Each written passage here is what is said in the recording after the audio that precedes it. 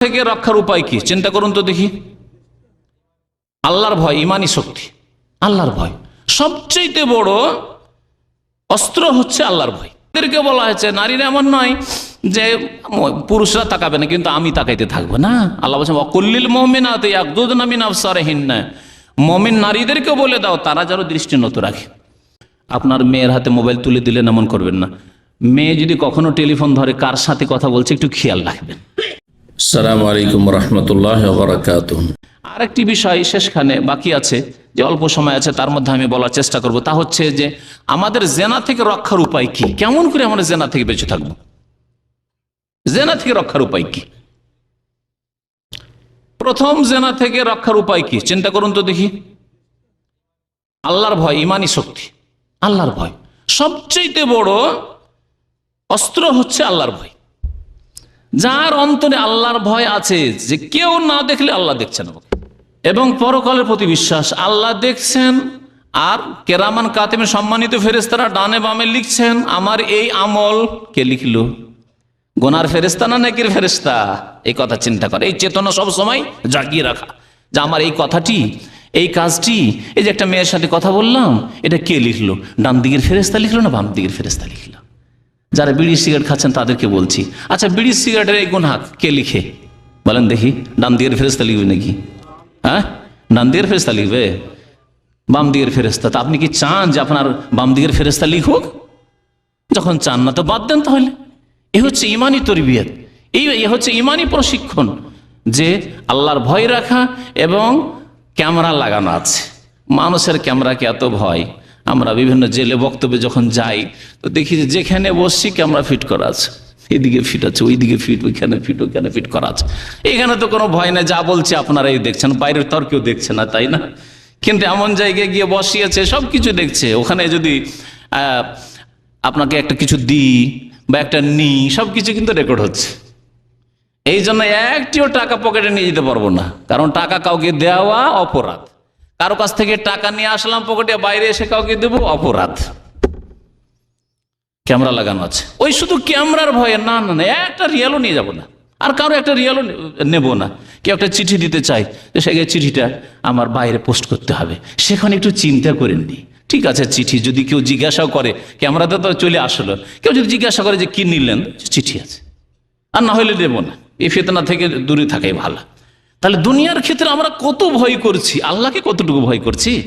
আল্লাহর ফেরেশতা ডানে বামে বসে আছে, ইয ইয়াতালাক্কাল মুতালাক্কিয়ান আনিল ইয়ামিনে ওয়া আনিশ শিমালি কাঈদ মা ইয়ালফিযু মিন কাওলিন ইল্লা লাদাইহি রাকিবুন আতীদ, প্রস্তুত হয়ে আছে লিখার জন্য। কতটুকু ভয় করছি আমরা? আজকাল সুপার মার্কেটগুলো দেখছেন না, ক্যামেরা লাগানো আছে।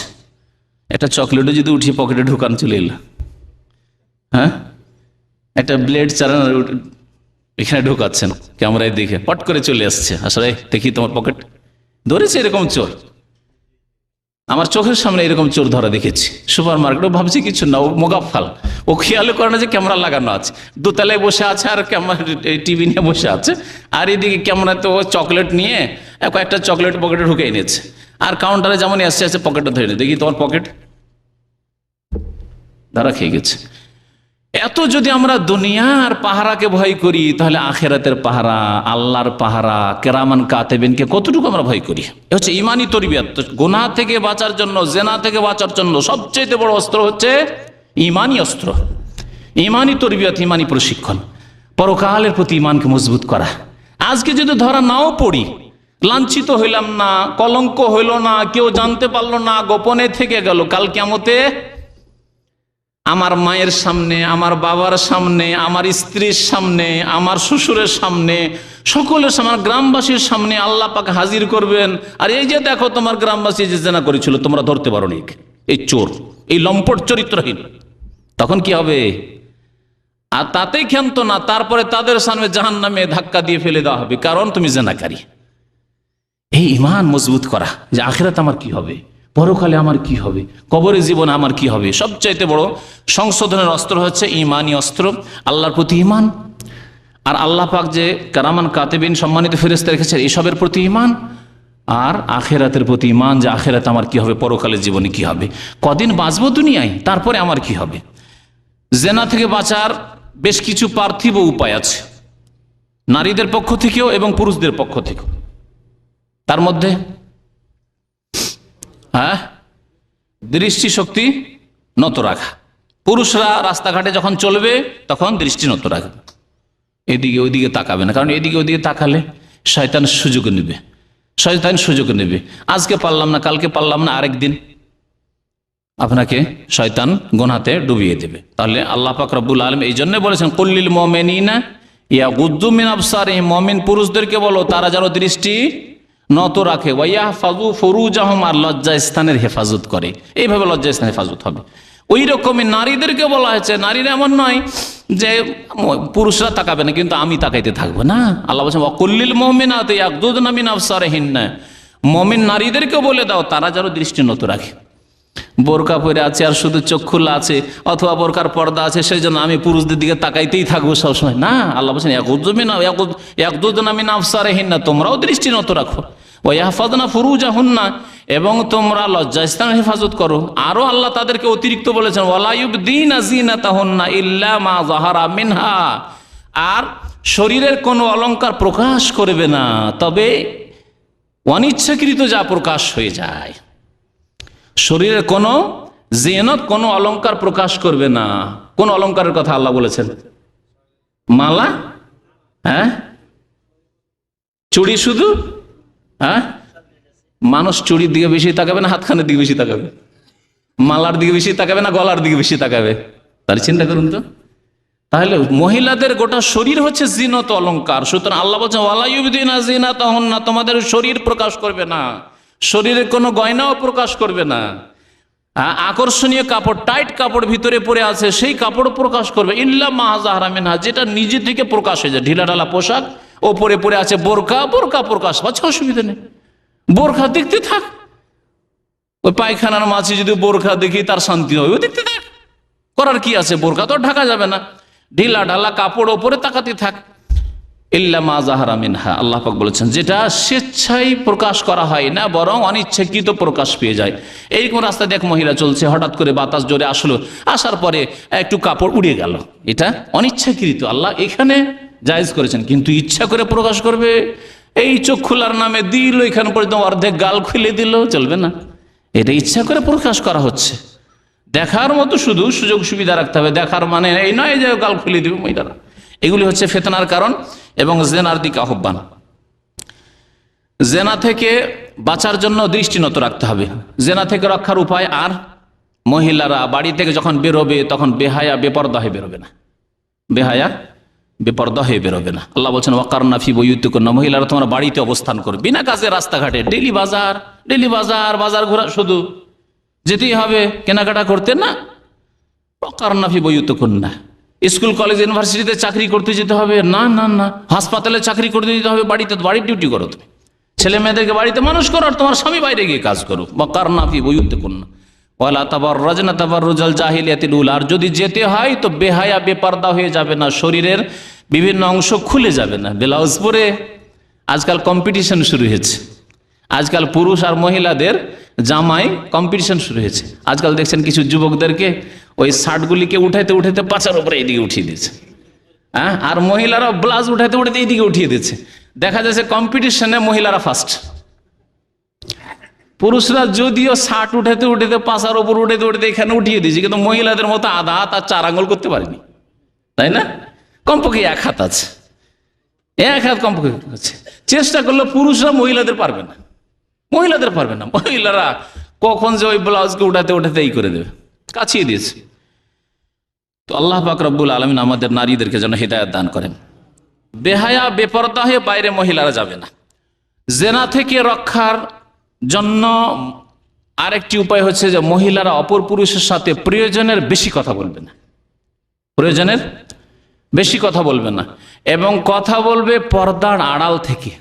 আল্লাহ কোরআনে কারিমে সূরা আহজাবে কি বলেছেন? ওয়াইজা সাআলতুমুহুন্না মাতাআন ফাসআলুহুন্না মিন ওয়ারাই হিজাব, তোমরা যদি কোনো মহিলাদের সাথে কথা বলো, কোনো কিছু চাইতে হয়, তাহলে মিন ওয়ারাই হিজাব, পর্দার আড় থেকে চাও, সরাসরি সামনে গিয়ে নয়। সামনে মহিলাও আসবে না আর পুরুষও মহিলার সামনে যাবে না, পর্দার আড়াল থেকে চাও। তার টেলিফোনে কথা, প্রথম কথা, প্রয়োজনের বেশি কথা বলবে না অপর পুরুষের সাথে। আর কথা যে বলবে প্রয়োজনে, সে প্রয়োজনের কথাতে নাকি সুরে কথা বলবে না, মিষ্টি সুরে কথা বলবে না। আল্লাহ কোরআনে কারীমে বলছে, ইনি তাকাইতুন না, তোমরা যদি মুত্তাকি পরেজগার হও মহিলারা, ফালা তাখদানা বিল কাউলি, কথা মিষ্টি সুরে বলবে না। ভাইজান কেমন আছেন, ছেলে মেয়ে কেমন আছে, অনেকদিন দেখি না ভাই, কি ব্যাপার, রাগ করেছেন নাকি, আসেন না কেন আমাদের বাড়ি, আসেন না কেন, আসেন একটু খেয়ে যান, চা খেয়ে যান। খবরদার এরকম কথা বলবে না। ফালা তাখজানা বিল কওল, মিষ্টি সুরে কথা বলে। মহিলারা মিষ্টি সুরে কথা বলবে না। ওই রকমই পুরুষ মহিলার সাথে মিষ্টি সুরে কথা বলবে না। অত মিষ্টি কথা বলেন পুরুষ, পুরুষে মিষ্টি কথা বলেন, আর মহিলা মহিলার সাথে মিষ্টি কথা বলেন।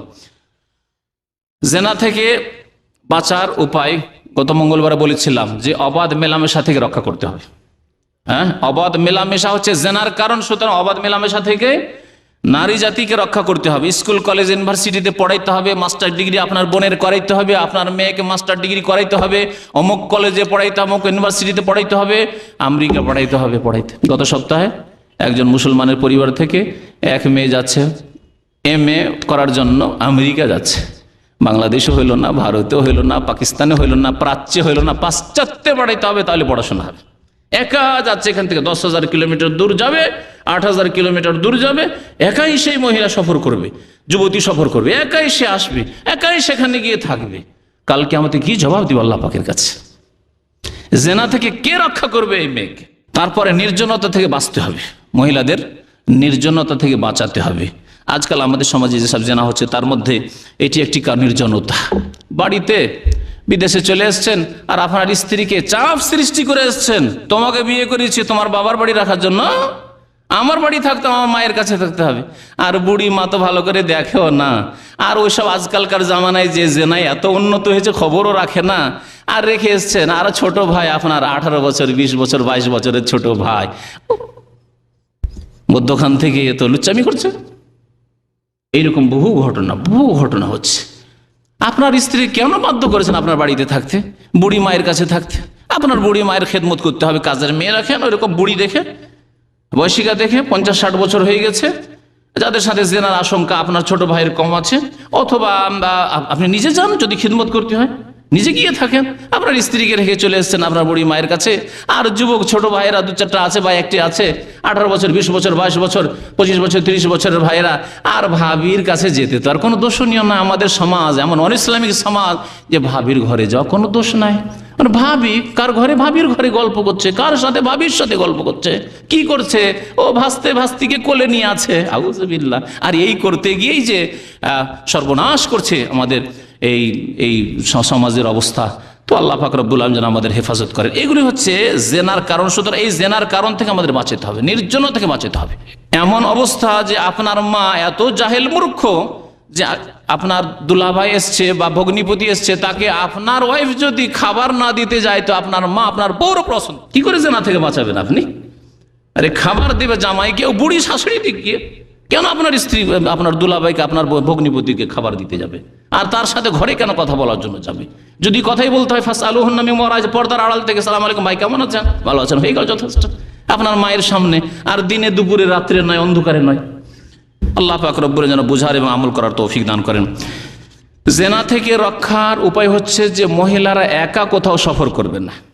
ঢাকা ইউনিভার্সিটিতে পড়ে, কলকাতায় পড়াশোনা করে, 400-500 কিলোমিটার দূরে বাড়ি, কোথায় ব্রাহ্মণবাড়িয়া, কোথায় সিলেটে বাড়ি, একা এই মহিলা সফর করছে। আলিগড় বিশ্ববিদ্যালয়ে পড়ে আর যাচ্ছে কোথায়, বাংলাদেশে, একাই সফর করে যাচ্ছে। অথবা যুবক বন্ধু বান্ধব, ঢাকার বন্ধু বান্ধব আলিগড়ে পড়ে, ওদের সাথে এক মেয়ে পড়াশোনা করে। বাস্তব ঘটনা, চোখে দেখা ঘটনা এগুলি। তাহলে কেন জেনা হবে না? কি করে জেনা রক্ষা করবেন আপনি? আজকাল হোস্টেলগুলিতে, কলেজ ইউনিভার্সিটির হোস্টেলগুলিতে, মেয়েদের হোস্টেলে ছেলে যেতে পারবে না, কিন্তু ছেলেদের হোস্টেলে যদি মেয়ে যায় তো দোষণীয় নয়। কি করে জেনা থেকে রক্ষা হবে? কি করে জেনা থেকে রক্ষা হবে? ছেলে তুমি যেতে পারবে না, কিন্তু তোমার কাছে যদি কেউ চলে আসে তো দোষ নাই। জেনার সুযোগ করে দেওয়া হচ্ছে শিক্ষা অঙ্গনে। গায়রত উঠে গেছে। জি জি, কি জানে মুসলিম জাতি তো শুকুরের গোস্ত খায় না। শুকুরের গোস্ত খেলে গায়রত, আত্মমর্যাদা নষ্ট হয়ে যায়, কিন্তু শুকুরের গোস্ত না খেয়েই কেন আত্মমর্যাদা নষ্ট হয়ে গেল আল্লাহ পাক জানে ভালো। শুকুরের মধ্যে আত্মমর্যাদা, গায়রত নেই, বেগায়রত। তো শুকুর খেলে ওই রোগ সৃষ্টি হতে পারে, যেই জাতি শুকুর খায় সেই জাতির মধ্যে এই রোগ সৃষ্টি হয়ে গেছে। কিন্তু আমাদের মধ্যে কেন এই জাতি এর মতো রোগ সৃষ্টি হয়ে গেল যে আমাদের গায়রাত নেই, আমাদের বোনদের হেফাজত করতে হবে, আমাদের মেয়েদের হেফাজত করতে হবে, মা বোনের হেফাজত করতে হবে, তার জন্য আমাদের চেষ্টা নেই। জেনা থেকে রক্ষার উপায় হচ্ছে যে তাড়াতাড়ি বিবাহ দিয়ে দেওয়া, ছেলে মেয়েদের তাড়াতাড়ি বিয়ে দেওয়া। ছেলেরও তাড়াতাড়ি বিয়ে দেন, মেয়েরও তাড়াতাড়ি বিয়ে দেন। মেয়ের 18 বছর বয়স হয়েছে, বিয়ে দেন না। এখন তো মাধ্যমিক পাশ করলো, কি করতে হবে? উচ্চ মাধ্যমিক আছে, বিএ অনার্স করাইতে হবে, মাস্টার ডিগ্রি করাইতে হবে, আবার ইঞ্জিনিয়ার বানাইতে হবে, আবার মেডিকেলের ডাক্তার বানাইতে হবে 25 বছর 30 বছর পর্যন্ত।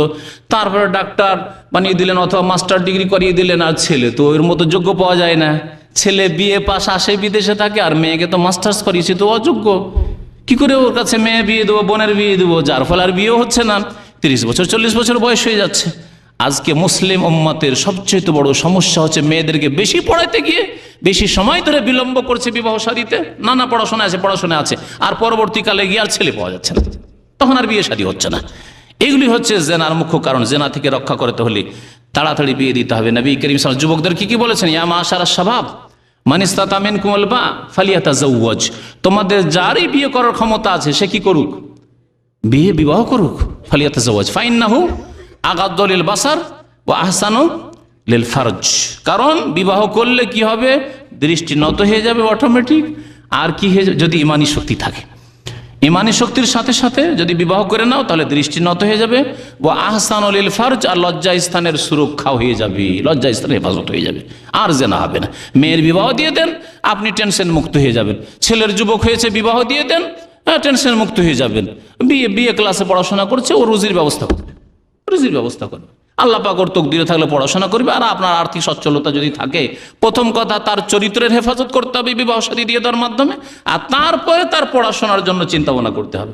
আগে পড়াশোনার চিন্তা না এখনো পড়া বাকি আছে করতে করতে এইদিকে ছেলের চরিত্র নষ্ট হয়ে গেল, মেয়ের চরিত্র নষ্ট হয়ে গেল, এই করলে হবে না। জেনা থেকে সমাজকে রক্ষা করার জন্য বা ব্যক্তিকে রক্ষা করার জন্য, পরিবারকে রক্ষা করার জন্য আরো বহু উপায় আছে। তার মধ্যে গোপনীয়, যাতে করে আপনার ছেলে মেয়েদের কারোর সাথে সম্পর্ক না হয়, এদিকে খেয়াল রাখতে হবে।